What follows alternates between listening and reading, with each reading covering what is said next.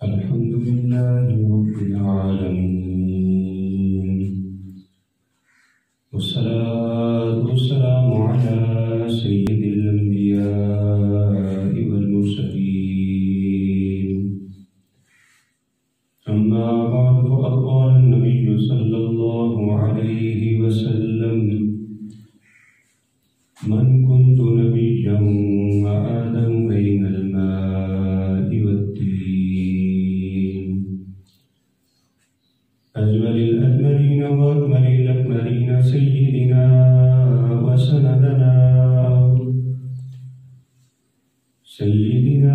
وسندنا ومولانا وحبيبنا ومأوانا وملجانا وهادينا ومرشدنا وغوثنا وغياثنا ومغيثنا ومعيننا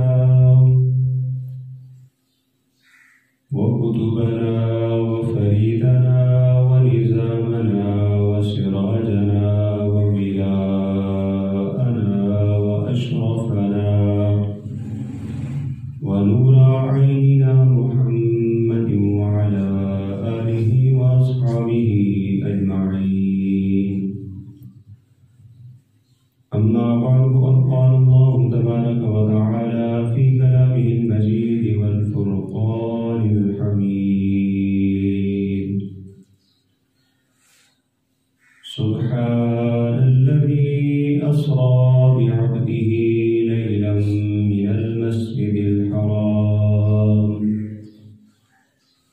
من المسجد الحرام إلى المسجد الأقصى، من المسجد الحرام إلى المسجد الأقصى الذي باركنا حوله لنريه من آياتنا إنه هو السميع البصير. صدق الله مولانا العلي العظيم، وبلغنا رسوله النبي الكريم الأمين، ونحن على ذلك لمن الشاهدين والشاكرين، والحمد لله رب العالمين. إن الله وملائكته يصلون على النبي، يا أيها الذين آمنوا صلوا عليه وسلموا تسليما. اللهم صل على سيدنا ومولانا محمد وعلى آل سيدنا وأصحاب سيدنا ومولانا محمد مبارک وسلم وسلم علیہ. سب مل کر پڑھ لیجیے: الصلاۃ والسلام علیک یا سیدی یا رسول اللہ وعلی آلک واصحابک یا سیدی یا حبیب اللہ. الصلاۃ والسلام علیک یا سیدی یا رحمۃ للعالمین وعلی آلک واصحابک یا خاتم النبیین. مولانا صلی وسلم دائما ابدا علی حبیبک خیر الخلق کلہم یا صاحب الجمال و یا سید البشر من وجهك المنیر لقد نبر القمر لا يمكن الثناء كما كان حقه بعد از خدا بزرگ توی قصہ مختصر. بعد از حمد و ثنا و درود و سلام نبی مکرم شفیع معظم احمد مصطفیٰ جناب محمد مصطفیٰ صلی اللہ علیہ وسلم. معزز محتشم سامعین، یہ آیہ مبارکہ مشہور ہے، سب جانتے ہیں کہ یہ کس حوالے سے ہے کہ وہ سرور کشور رسالت جو عرش پر جلوگر ہوئے تھے، وہ سرور کشور رسالت جو عرش پر جلوگر ہوئے تھے، نئے نرالے طرب کے ساما عرب کے مہمان کے لیے تھے، اور وہاں فلک پر یہاں زمین پر رچی تھی شادی مچی تھی دھومیں، وہاں سے انوار ہنستے آتے یہاں سے نفخات اٹھ رہے تھے. آقا کریم صلی اللہ علیہ وسلم کو اللہ تبارک و تعالیٰ نے 27 رجب المرجب کو معراج عطا فرمائی، اور ہم اہل السنہ و جماعت کا یہ عقیدہ ہے کہ اللہ تبارک و تعالیٰ نے اپنے محبوب کو اپنے خاص فضل و کرم سے اپنے جسم نوری کے ساتھ اللہ تبارک و تعالیٰ نے معراج پر بلایا ہے، معراج کروائی ہے. یہ ہمارا ایمان ہے، اور پل بھر میں آسمان کی اونچائیوں پر چلے جانا اور آن کی آن میں واپس آ جانا کہ زنجیر بھی ہلتی رہی اور بستر بھی رہا گرم، زنجیر بھی ہلتی رہی اور بستر بھی رہا گرم، ایک پل میں سرے عرش گئے آئے محمد۔ آقا کریم صلی اللہ علیہ وسلم روزانہ رات کو اللہ تبارک و تعالیٰ کی عبادت کے اندر مشغول رہتے ہیں، لیکن 27 رجب کی رات آقا کریم صلی اللہ علیہ وسلم اپنی مزمل والی چادر اوڑھ کر سو جاتے۔ عجیب معاملہ ہے، وہ محبوب جو ساری رات اللہ کی عبادت کے اندر مشغول رہتے ہیں، رب فرماتا ہے یا ایھا المزمل قم اللیل الا قلیلا، اے محبوب رات کو کم قیام کیا کر، تھوڑا آرام بھی کر لیا کر، لیکن آقا کریم صلی اللہ علیہ وسلم پھر بھی آرام نہیں کرتے۔ حضرت عائشہ صدیقہ ام المومنین آپ فرماتی ہیں میں نے عرض کی یا رسول اللہ آپ کچھ دیر آرام فرما لیا کریں، ساری رات آپ عبادت کرتے ہیں۔ تو آقا کریم صلی اللہ علیہ وسلم نے فرمایا اے عائشہ میں اپنے رب کا شکر گزار بندہ نہ بنوں، میں اپنے رب کا شکر ادا نہ کروں؟ آقا ساری رات عبادت کے اندر مشغول رہتے ہیں، لیکن جس معراج کی رات میں حضور کو اتنے لمبے سفر کے لیے جانا تھا، آقا کریم صلی اللہ علیہ وسلم مزمل کی چادر اوڑھ کر سو گئے۔ یا رسول اللہ وجہ کیا ہے، سبب کیا ہے؟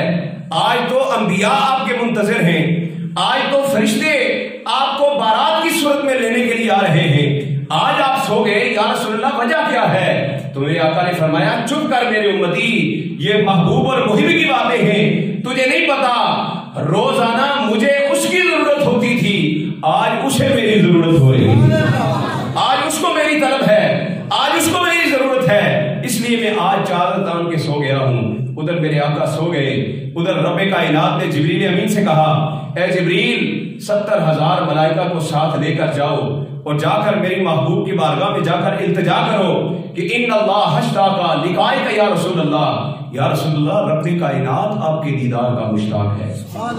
اب جبریل امین 70,000 ملائکہ کو لے کر آقا کریم صلی اللہ علیہ وسلم کی بارگاہ میں حاضر ہوئے، دیکھا حضور آرام فرما رہے ہیں، پھر رب کی بارگاہ میں حاضر ہو گئے، یا باری تعالیٰ تیرا محبوب تو آرام کر رہا ہے، اب ان کے آرام میں خلل کیسے ڈالوں، کیسے ان کو جگاؤں؟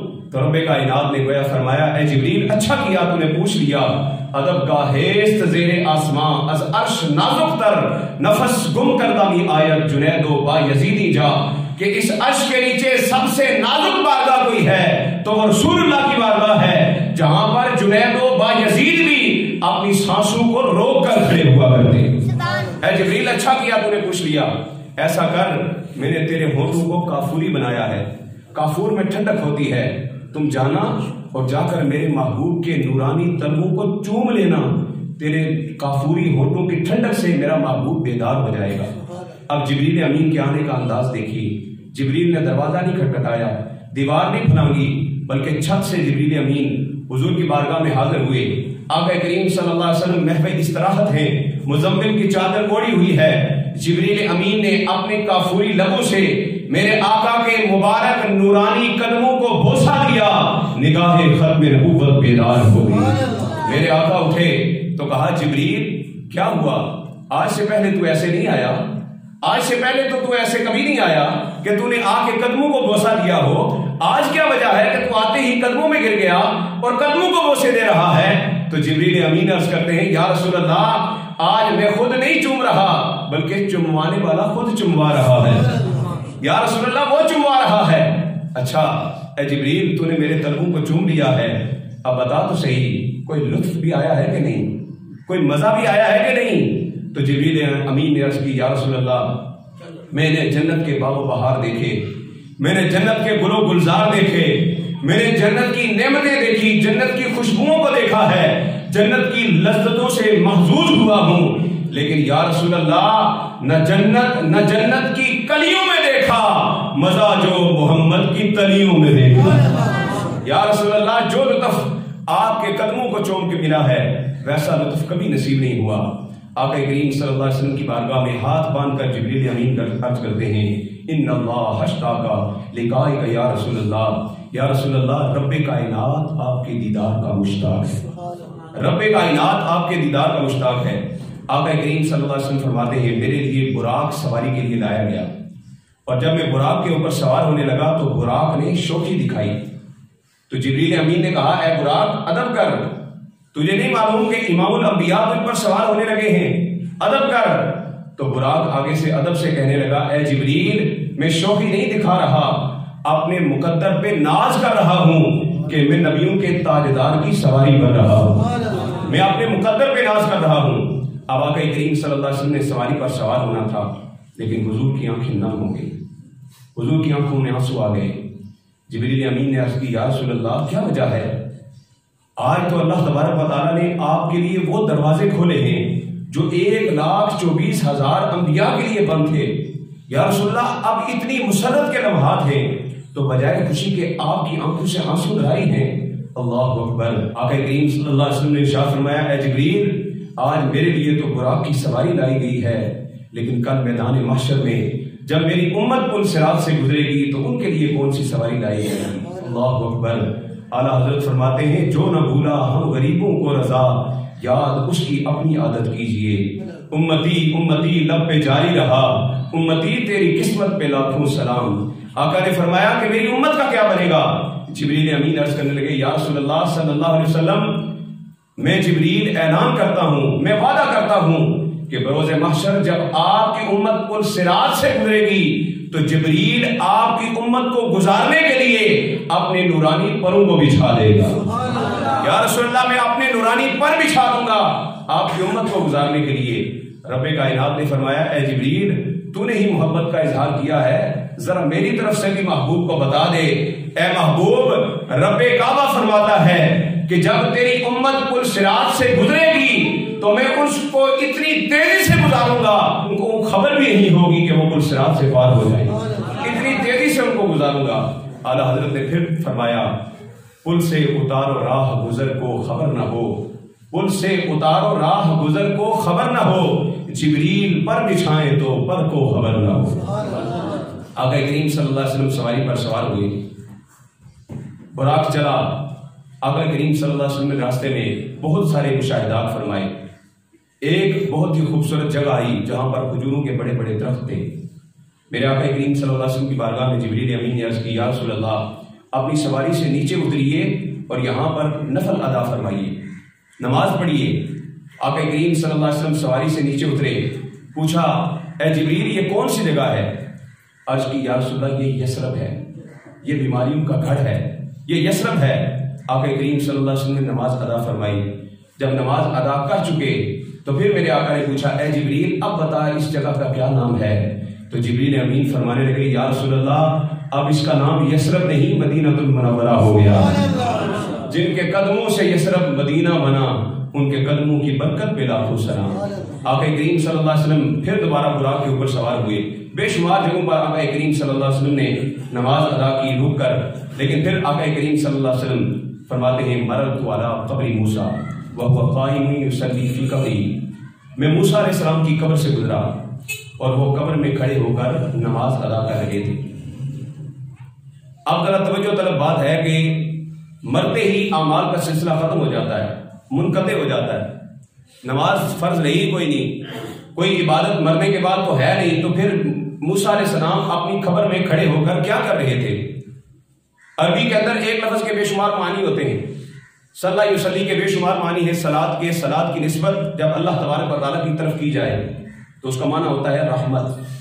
جب صلاۃ کی نسبت کسی فرشتے کی طرف کی جائے تو اس کا معنی ہوتا ہے تسبیح و تحلیل کرنا، اور جب اس لفظ صلاۃ کی نسبت کسی انسان کی طرف ہو جائے تو پھر اس کا مطلب نماز بھی ہوتا ہے اور اس کا مطلب درود و سلام بھی ہوتا ہے۔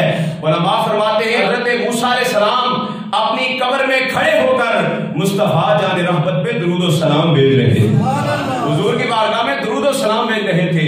اور صاحب مدارج النبوہ نے مدارج النبوت کے اندر لکھا کہ حضرت موسیٰ علیہ السلام قبر میں کھڑے ہو کر پڑھ رہے تھے اشہد انک محمد رسول اللہ، اے محمد میں گواہی دیتا ہوں آپ اللہ کے سچے نبی ہیں۔